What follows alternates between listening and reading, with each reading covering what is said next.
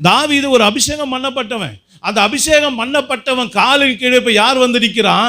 ராட்சச இனமான அந்த கோலியாத்து இப்ப காலில் விழுந்து கிடக்கிறான். அவனை மிதித்துக்கிட்டு இருக்கான். நல்லா புரிந்து கொள்ளுங்க. இன்னைக்கு கர்த்தர் கொடுத்த அந்த அபிஷேகம், கர்த்தர் கொடுத்த அந்த கிருபை, கர்த்தர் கொடுத்த வல்லமை, கர்த்தர் கொடுத்த அந்நிய பாஷை, இதெல்லாம் பெற்றுக்கொண்ட நீங்க, வாக்குத்தத்தங்களை பெற்றுக்கொண்ட நீங்க, கிருபைகளை பெற்றுக்கொண்ட நீங்களும் நானும் நம்ம என்ன செய்யணும்னா, நமக்கு விரோதமாய் போராடி கொண்டு இருக்கிற இப்படிப்பட்ட இந்த கோலியாத்தை போன்ற ராட்சச வல்லமைகளை நாம் என்ன பண்ணணும்னா மிதிக்கணும்னு சொல்லி ஆண்டவர் சொல்றாரு.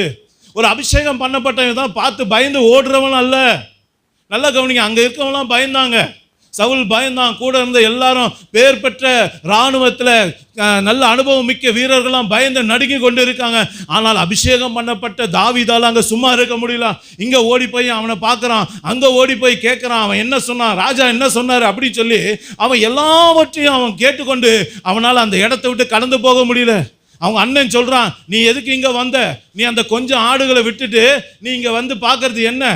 உன்னுடைய துணிகரத்தை நான் அறிவேன்னு சொல்லி தாவீதே அவங்க பேசுகிற விதங்கள்லாம் பார்க்குறோம். ஆனாலும் அதெல்லாம் கவனிக்காம அபிஷேகம் பண்ணப்பட்ட தாவீது என்ன பண்ணுகிறான்? அந்த சத்துருக்கு விரோதமாக எழும்பி நிற்கிறான். நல்லா கவனிங்க.